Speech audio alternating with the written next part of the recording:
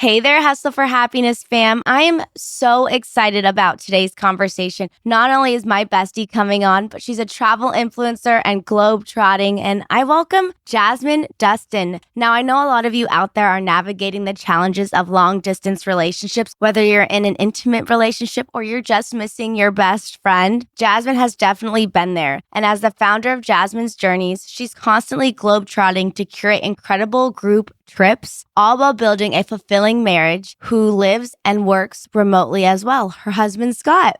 But Jasmine's insights in our conversation go way beyond long distance relationships. She gets brutally honest about a whole range of topics that I know will resonate with you today. We talk about the importance of setting healthy boundaries, not just with your relationships, but also with your friendships. Jasmine shares her experience cutting ties with toxic people who were holding her back and the freedom she found on the other side. We also dive into the balance between pursuing your passions and nurturing your love life. As someone who's built a successful career as a travel influencer, Jasmine has a unique perspective on how to keep your personal growth and your relationships in harmony. And of course, we couldn't let Jasmine go without getting her take on the true meaning of intimacy. Her definition actually might surprise you, and it's about to be much more than just physical. So whether you're navigating a long-distance relationship or situation, struggling with your toxic friendships, or simply seeking to build a more fulfilling connection, I know Jasmine's wisdom is going to resonate with you. Now, let's get into it. Hey, I'm Courtney Brooke, and this is Hustle for Happiness podcast. We are all on this journey to find happiness, and let's face it, it takes work. And honestly, it's not always rainbows and butterflies. This podcast is dedicated to helping you navigate life and cut through the noise. As a certified life coach, recovering perfectionist, and survivor of the foster care system, I'm all about keeping things real. With my unique outlook on life that is truly infectious, we cover everything from achieving happiness and optimal self-care to stories of those sharing their wisdom and expertise. Thank you for showing up for yourself. Now, let's get started.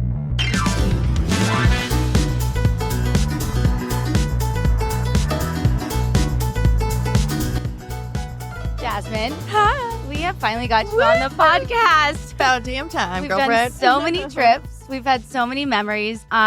We just finished our trip in September. Literally September. less than a month. Oh, no, a month ago. Ago. Time But goes when by this way too comes fast. when this comes out, it's going to be like 6 months ago. And we'll be planning the next trip. I know, right? Woo! Where are we going next? Everyone just tuning in. If you guys don't follow on Instagram, social, Jasmine is like just such a good friend in my life. And I'm having her selfishly on the podcast because you are just such a girl's girl, but you're a good friend, a fast friend of mine. Thanks. And you have, she's a travel influencer, you guys. She does some crazy cool trips. She puts together girls' trips, and you're really good at it. I try. It's new. The travel thing's new, but I just kind of fell into my lap, and I'm not going to complain about it, to be honest with you. I think that we all wish we could do more travel in life. Absolutely. Get paid to travel the world. I'm not going to complain about it at all. No. Good girlfriends. That's how we became friends. And those just listening, I have friends from all over the world. I'm sure you do too. Mm-hmm. Is it hard for you to keep your friendships up? No, I think it's like good for me because I'm married, obviously. It's a newer marriage, but he appreciates that I can just go off and like do my own thing and see my girlfriends. And, I was in LA for 21 years. So that's where my core group of friends is, but we go back there all the time. Yeah. You come in. I just have people all over, and then that gives me a reason to travel some more, to go have some girl trips. And you said you're married and newly married. Was it hard to find a partner that supports you in your lifestyle with travel and, being from LA and the TV scene? Like, was it hard to find a partner that got you? It was right when COVID hit. Yeah. So like my modeling was kind of done. He didn't really like get to know me when I was doing red carpets and like, the celebrity scene. My TV show was over. So I was kind of just really getting into the social media side. So at least he didn't like see that side of it. I don't think he would like that at all. But yeah, he, when I met him, we had a house in Costa Rica. That was our third date. So he just loves to travel, and he was a lawyer and he works from anywhere. So it's a win-win. I mean, it sounds like a perfect guy. I mean, honestly, it works most of the time. How did you guys meet? Because I know there's some single people out there and they always ask me, how did you guys meet? We met on Hinge. Didn't you guys meet on Hinge too? We did. Yeah. When did you guys meet? Well, right when COVID hit. Literally. So 2020. Yeah, was that when it was? Yeah. Okay. Feels like I'm so really bad with dates. I'm like, how long have we been married? I don't remember. So you met on Hinge. Was there like a certain requirement for you to like make sure he was worthy, or what stood out for you?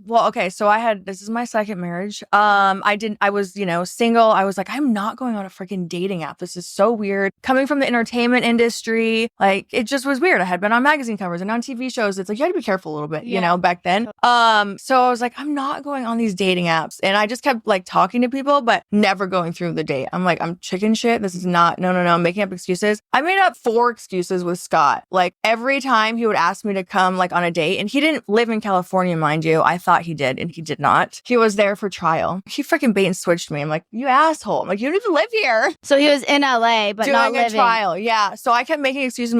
And then the 4th time, I'm like, I have no more excuses for this poor guy. I'm like, I've got to go. I went and we like just had drinks for way too long. And he has a tequila company. So we went to a bar that has a tequila. Oh, what's the tequila company? Los Sundays. Oh, yes. I love their branding. And he forgot his credit card. So that was fun. On the first day. But he did Venmo me like $300. So I was like, oh, that was more than a date. But yeah. Yeah, so you kind of made a profit. Yeah. So you put him through tests. I mean, I've done that with James. It's almost like we test the guys to see if they can really handle our crazy or handle us. Oh, God, because we're a handful. I mean, and we just need to know that especially. Sorry. I am crazy. I mean, I love you. When you were on these trips, like we literally like see different sides, but it's so great. Like we are totally ourselves. Yeah. When you met Scott, you said you're on your second marriage. Do you think that really allowed you to be the better wife you are today? Yeah, for sure. Definitely. I think the second time around, he was married for 17 years also. Okay, wow. So I think just, after him being married for so long, I was married. I was just so much more low key. He is very just, I don't know, he doesn't wear shoes. He goes to Costa Rica all the time. He's a surfer. He's just totally different than what I was used to. And it's made me chill the fuck out.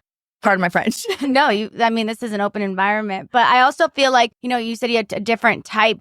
When you switched your type, do you think that allowed you to be more open to love too? And, people are so picky. So picky, for sure. I think I wanted the white picket fence, the beautiful kids, all that stuff. And now our life is just so different than I ever thought my life would be. I mean, we just, And you make it work for you. Travel all the time and just go with the flow. And hey, it's Tuesday. Let's go to happy hour because we don't have to go to our job from 9 to 5. Or hey, let's pack up our bags and let's go to the mountains for the weekend, And when you guys are apart, how do you guys keep that love going? Because I know when James and I spend time apart, it does create a divide, but I also believe that being apart can help the relationship. Makes me miss him. Right? Yeah. I think so too. That's how we are. Sure. Does Scott handle it well? He does. He likes it because it gives him time. He was texting me yesterday. He's like, oh man, I got all the movies in that I wanted to see. He likes all the action-packed movies. I want the love stories. So it's he gets to do his things. Nobody's bitching at him to clean up his clothes off the floor. He cooks whatever he wants. Nobody's telling him, we gotta watch what you eat. Right. And I feel like that's so healthy. We often see when our partners are gone, it's, wait, what am I not going to do? How are they going to live without me? How am I going to micromanage them? And it's honestly, they're just fine. Yeah, they're just fine. And it's honestly probably that break is healthy for the relationship. I think it's very healthy. Yeah. And it makes me miss him, but yeah. Yeah, I feel that too. What's the longest you guys have been apart? Oh, wait, that's a good question. Probably only a few weeks. Casual few weeks. Casual. I know. I mean, it's long enough, but now he's leaving for the whole month of December because, he's a lawyer, so he's got to go to Hong Kong and Singapore and everywhere else. So let's get into some little details. Do you guys have to do some sexual FaceTime, sexting? I know. I think we're over that. Yeah. Yeah. Just I'm not in that phase of my how life. people want. Yeah. And I think that's kind of awesome that you're actually bringing it up because people think that sex is everything for a I'm not 19 years old anymore. Yeah. Yeah. No. And I also believe in phases. 100%. Yeah. You are frisky at times, but then, there are people and, me being a coach, that's a lot of topics people talk about. Absolutely. People go, oh, we're not sexual right now. Yeah. Yeah. And that's okay. I go, that's okay. There's other ways to be intimate. Sure. Are there ways for you guys that you show intimacy being on the road? Oh, that's a good question. Not really. No. I mean, he knows we do talk a lot. He really talks. He calls a lot. Yeah, but I think you guys being with you after traveling a handful of times times with you and just over the year, I guess, is I've seen you guys make a very consistent effort. Yeah, we do. Making it important to talk on the phone. Make sure you call. Like, my thing is, like, if we're away from each other, you let each other know when you're home safe. Like, you're back to the hotel. Okay, great. I don't want to be sitting up all night freaking like wondering where the hell you're at.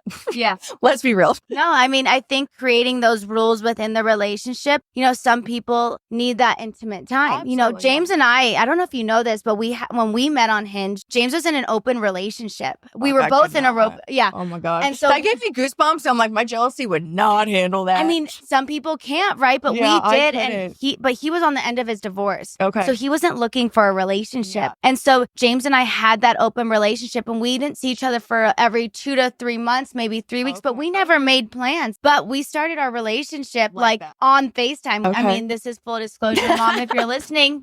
Sister out there, whatever, we all are human beings, but we had like FaceTime was our intimacy time. Okay. James, now as our relationship has evolved, now we're married. It's like he needs that time to talk. He needs, you know, you've gotten to know him through me. He's a lot like my husband. Yeah, so I think encouraging the phases that intimacy doesn't look 100%. And you could be a year down the road and be completely in a different place. Yeah, you could be friskier. You could be, you know, I know that us as women, as we get older, I haven't had this yet, but me neither, and I'm older. Right. I know what you're gonna say. You're not in your 40s, though. I heard that. I'm just like, I don't know. I thought you were supposed to hit it like 35 and you just were horny all the time. And girl, that does not happen. I don't know. I'm still waiting. Right. We're waiting for that horny beat to drop. My girlfriends back in the day, she had a radio show, like I said, on Playboy. And they would always make fun of me because they're like, I'm going to give you guys pills because they felt so bad for my ex-husband. I just didn't have that sexual drive. Yeah, and that's okay. And do you personally feel like there's something wrong with you, or how do you live with that? I mean, I think a lot of girls are like that. Yeah, I mean, from what I've heard, you know.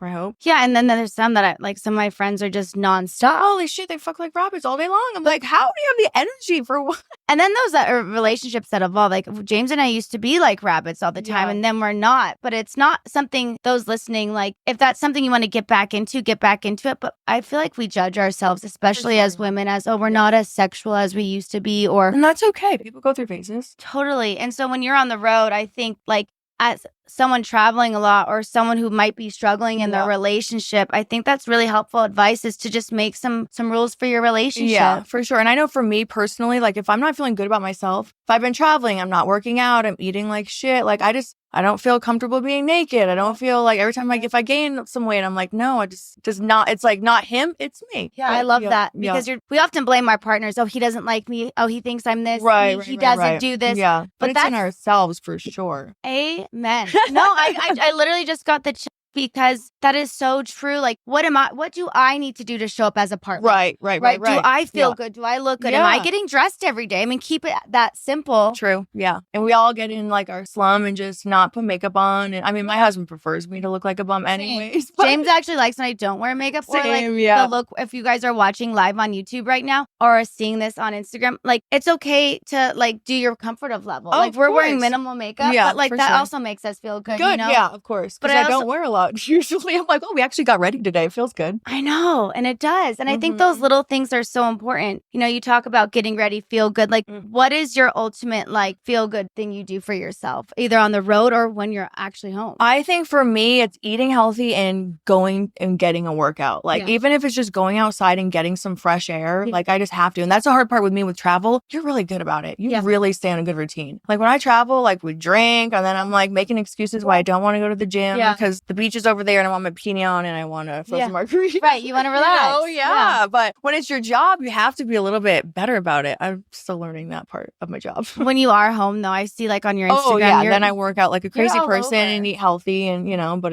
you got to learn that balance. You have to learn that balance. And I love that you're not actually hard on yourself and you're honest that, hey, I'm not always perfect. No. I mean, feel free to follow her or check her out. She has some amazing travel sites and locations. But yeah, you are on the go. How do you, if you're not working out, are there other things you do to keep your mindset clear? Because you're going through airports and talking with people in hotels and filming. What do you do for yourself? I think for me, I like it because like I don't like to be in one place. I hate being home. Like when I get there, I don't feel like Charleston's my home anyways. It just doesn't feel super homey to me. So when I'm there, I'm like, I got to get out of here. Like I got to go. I got to plan something else, you know? And I think just coming from the entertainment industry, you know, I started modeling at 18. So I was around on sets, on flights, flying halfway across the world for shoots all the time. So I think I'm just used to that. I don't like to be, you know, not surrounded by people all the time. I think that's like, it's in your blood. Like that's who you are. Yeah. Some people are like, I don't know how you do it. Like my mom doesn't leave the house, or I have really? friends. Like, Oh, do you yeah. have friends that don't Yes, like they leaving, don't or go do how do you go, anything. go? I don't know. I just do. My Right. mom's like, I don't know how you do this. Like, we'll get back from a trip and he'll be like, all right, where are we going to dinner? And I'm like, we just landed and we're going to get back out. Yep, we're going back out. So that's in your blood. But I also see when we are together, you are in bed by 9 or 10. I do. So I have to say those that days are over. I think for you me, can add everybody. and profess sleep. Yeah, Like for sure. you are really good at sleep. You even said last night, guys, I need my sleep. Yeah, but I didn't get it. But I try. But you try. Yeah, and I try. And we have this little routine together when we travel is I play meditation music for you. But you didn't last night. Did I not? We I think I was just so tired. But it's nice to just have little things. And I've been doing that now at home when I can't nice. sleep. Thanks. So when you are on the road and you're going nonstop, do you give yourself a break, or how do you structure your time? Unless I'm with Scott and he's like, babe, we can't have every second of the day creating content, but I'm just used to that. I want if in my mind, I'm missing out on opportunities to shoot, like coming from the modeling world, and being, now I'm behind the camera shooting my own stuff, just like I always want to be going and getting new content and doing things. So no, I don't really give myself much time. Yeah. Unless he gives me shit about it, and then I have to.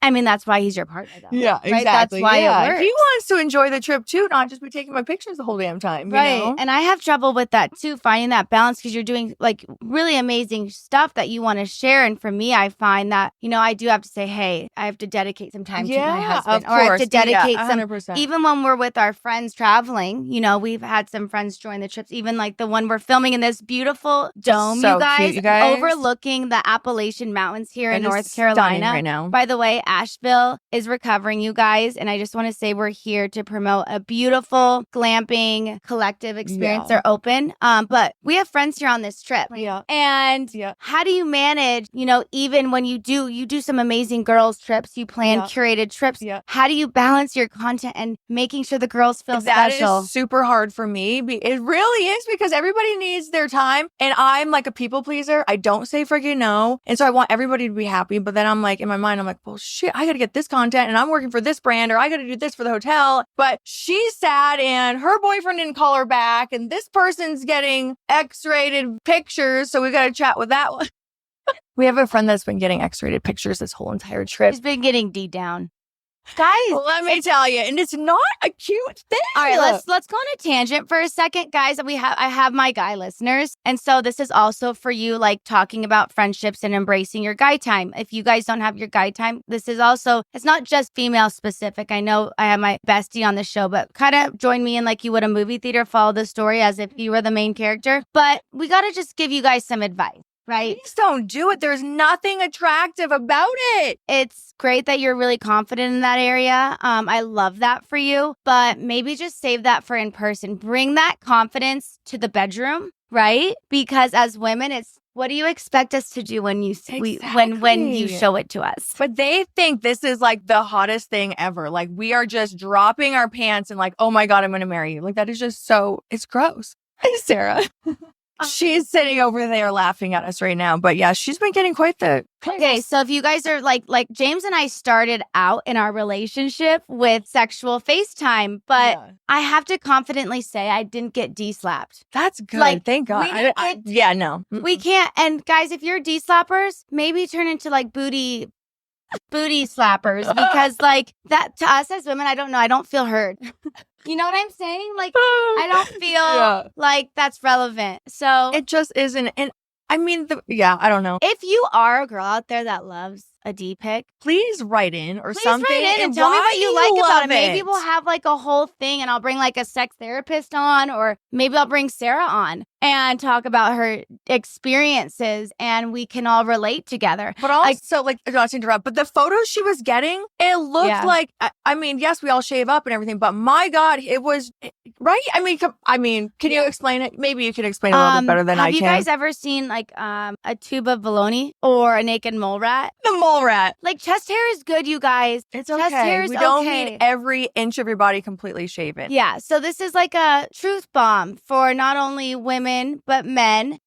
It's okay to embrace body hair. Yeah. It made me think I was looking at a 14-year-old little boy. It was weird. Right. And you've been in the movie industry where you said your friend had Playboy Radio. Yeah. The thing with porn, and I was just at a summit series, and I was literally talking with the CEO of OnlyFans. Okay. And I was dancing right next to her. Like, it's like if you guys haven't heard of Summit, it's like a curated, kind of an updated conference, but you have music and wellness and sound healing, and you can pick things all over. But one of the speakers was the CEO of OnlyFans, and it's a girl. Our fans only. OnlyFans. Yeah. OnlyFans, yes. And the thing about OnlyFans is not just like explicit content. You can be a chef, you can curate music, you can do anything. Yeah. But just following. But reminded me of like D-pics and this guy specifically about having no body hair was porno. Exactly like, what you know it was. What I'm saying? It was like, just, it was like, I don't know. I felt dirty looking at it. And I used to, I mean, don't get me wrong, I used to watch porn. Like I had a guy that was into porn. Yeah. And so like we did that together, not make our own.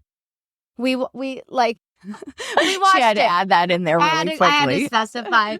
But there's no videos. They don't show imperfections. They don't show belly rolls or bra straps or hair or smells. And I just want to say, like, that's not reality. It's not reality. No. And so I just want to like hit that home. Like, it's okay to have a little bit of hair.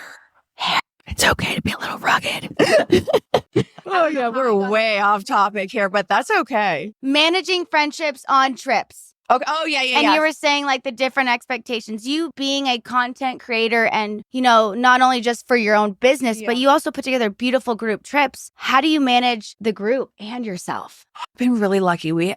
Almost every trip I've been on has been really good energy. But I also really like go through the people's profiles. You're not supposed to. Don't tell anybody. But I actually appreciate that. So I'm not going to get stuck with some weirdos on this trip when everybody's paying a lot of money to be in a beautiful location and then you've got drama. Like, I hate drama. I hate confrontation. Well, and I think that you're creating, like, people spend money to not have drama. Like, my fear, actually, I did my first group trip. We talked about it at the beginning, but we went to Mallorca in Spain in 2024 September. Yeah. And I was nervous. I never did a group trip. I'm like, oh my gosh, people could be unpredictable. Drama. Are they crying? Do they drink too much? You know what I'm saying? Are they messy? Do they care? You know what I'm saying? Yeah. So you could say you don't want a weirdo, but you're actually creating a curated experience of common people that are going to get along. And that's super important to me. Keep it small. And then look, we're all here together. Like, you know, end up being friends after, which is pretty freaking amazing. Yeah. I mean, it really has. And I love that how special you are about this and intentional you are. And I think going back to my question of how do you take care of like your mindset is you pick people that you want to hang with and that get along. I think does that save you the mental space? For sure. Yeah. I mean, you know, of course you have some strangers on the trips, but I think, you know, when you kind of go through their feed and kind of see like family people, you know, like you just know and get their personality and kind of tell what kind of people they are. You know me, I'm a girl's girl. Like I hate competition. Like I don't want girls like that. Like, you know, that are all trying to be better than you or you have more money than me or, you know, like we're all on equal playing fields and I want us to all cry and laugh and dance in the rain together, you know? And I think that's super special because you're not only creating memories, but you're teaching women that we can be there for each other. Absolutely. I don't understand why so many girls just, you know, they're just not girls, you know? I try to help any friend that I can in any possible way, even if it means that they're going to take a job from me or they're going to book that campaign instead of me or, you know. And I'm sure you see that a lot in your industry of like, oh, she got that job. Do you have any resentment or jealousy of things coming over you? No, I don't think so. I mean, you know, coming from the modeling and acting world, I would go on an audition and have 100 beautiful girls in the same room as me. So I would get told no 100 times a month, you know? Yeah. So you just have to have thick skin. And I think us as women, we see like rejection as like, we're not good enough. Yeah. Right? Like we go into our heads and, you know, before I dated James, I had like the worst group of friends. They actually told me that they asked how much James was paying me. Oh, yeah, how much James was paying me to be with him. Oh my God. Because some of them thought I was on, what is that site? No, there's another one. There's another site that's similar to that? In San Diego that's really big, like for like dating rich. Oh, yeah. And so they're like, oh, how much is James paying you? And I was like, wow. And then another sign that I knew that I wasn't in the right friend group was I was afraid to bring James around them. Yeah, you don't want to do that. Because I know that they would sneak in. And that's okay. That's not a good friend. No. Yeah, and I think that we often budge for our friends and budge for the way people treat us. Yeah, absolutely. And, you know, you've been nothing but I see how you are. You like, you are a girl's girl. If I have any kind of questions or anything, you're like, how can I help I you? always try to help. I don't care, like, competition or not, I want everybody to succeed. Yeah. Yeah, absolutely. And I think that's super important is if those listening that have a friend that, you find that why aren't they happy when I'm happy? Yeah. That's a sign we should probably cut ties or distance ourselves. Yes. And I have an episode on like how to break up with a friend. And it doesn't have to be dramatic. Yeah.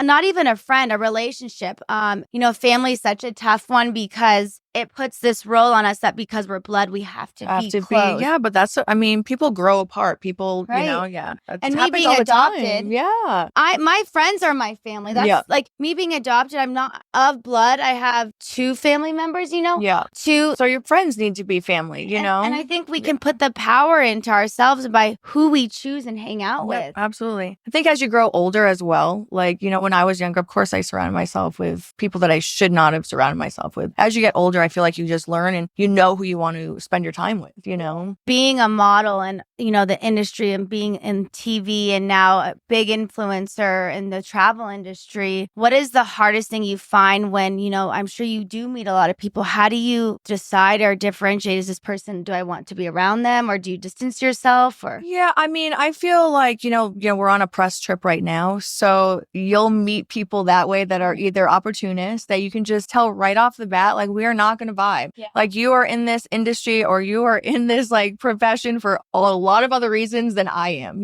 I'm just a creative person. It's a creative outlet for me. I live in Charleston, so I can't really model anymore. I'm getting older. So yeah. Let's talk about getting older. How is that a challenge and what are you seeing for yourself in your current industry? I hate getting old. I know. Let's talk about it. No, yes, I'm getting older. I still book my modeling jobs. I still have clients. I think as long as you just take care of yourself and you don't get in that hole of, oh my God, I'm getting older and just dread and just like, I don't know, feel pity for yourself, I have a healthy lifestyle. And I think as long as you stay healthy and you're not going to look like you're 50 when you're 50. I think having that mindset, well, obviously we can't control it. I know. And it sucks. Right? It sucks. And we are, I think, how far apart are we? Couple years. Couple years. James and I are 11 years. Yeah. So for me, dating, I think you and Scott. We are 7. Yeah. So I think being and dating older guys too, I find that I'm like, James, come on. Or I just go do my own thing. Yeah. Sometimes the age difference. Yeah, for sure. But like for me, like I'm always like, no, you got to start being like healthier in your life. Like you can't just go down that road, like getting old and just not healthy and not taking care of yourself, So are you, is there anything that's changed as you, Jasmine's not 50, you guys. No. So I just want to like preface this. No, God, no. But like, I was just like a 50 is a big, I don't know. Yeah, I just want to preface that. Yeah, God, no. But as we get older, I'm 40. Yeah. Oh, I didn't know that. I was going to say 36. 40. Did you do something for your 40th? What did we do? I think we went to like Thailand or something. I think we went to Thailand. Yeah. Yeah. Her birthday's New Year's. And we're going on, I think, this year again. So. Yeah. You love Thailand. I love just Asian food. Yeah. So let's talk about your favorite places, your top 2 places that you absolutely have loved and highly just has rejuvenated your soul. Bali for sure. As any woman, if you're going through anything, if you want to travel solo, like you'll come back a changed woman for sure. Yeah. Like I don't know. There's just something about the energy there. We were just there and Scott left me for a week to go to China, I think. And it was just so amazing. Like just getting up and doing my own thing, walking. You walked everywhere. I'd go get my pedicure and massage at 10:30 at night after dinner. And I met just so many great girls off a Facebook travel group. And it was just, Bali is just have you been? I haven't been to Bali. I've been to Cambodia and Thailand, like Koh Samui, Bangkok. Okay. Yeah. I love Koh Samui. Yeah. That's one of my favorites too. Yeah. And then Thailand. I just love the Asian culture. Yeah, you really do. How you portray it. But let's talk about I think this segues perfectly into, you're so philanthropic. The hurricane in Asheville, for instance, you are very, and I have the chills speaking on this there, and you love your animals and you love volunteering and giving your time. Where did you first start doing that? How did you get into that? And that it's just so beautiful how much you care. Yeah. So you don't know this part of me. So for 12 years in LA, I had a charity that was take care of the homeless and their animals. Yeah. So I did a documentary for 4 years following a vet and his 3 dogs. like getting him off the street, then into a tiny home, and then into an RV, and then like getting him into his apartment, getting him into college at 73. Wow.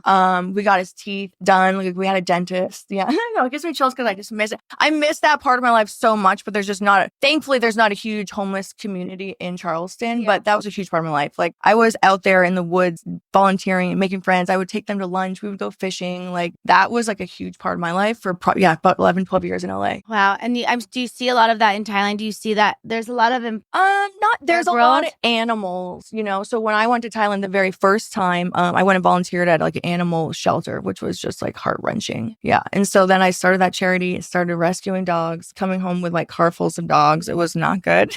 Yeah. I mean, there's a need for that in the city. Yeah. And in LA, I would go to auditions downtown and I'd be in my high heels, like with my portfolio, running after all the stray dogs, like trying to save them all. And just, it stuck with me. So now anytime I can volunteer, I just do. Yeah. And you literally do it full out. You did a whole series on your TikTok about, you posted on Instagram, but I specifically followed it.